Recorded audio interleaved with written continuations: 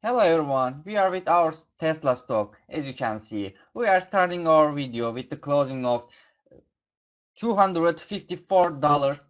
Friends, with the burning of indicator, someone who comes from here should buy. The price movements are showing the above of the falling trend as uh, 60 at the moment, but if we are going to wait a few more days, I think it will become clearly, because we had an important resistance here.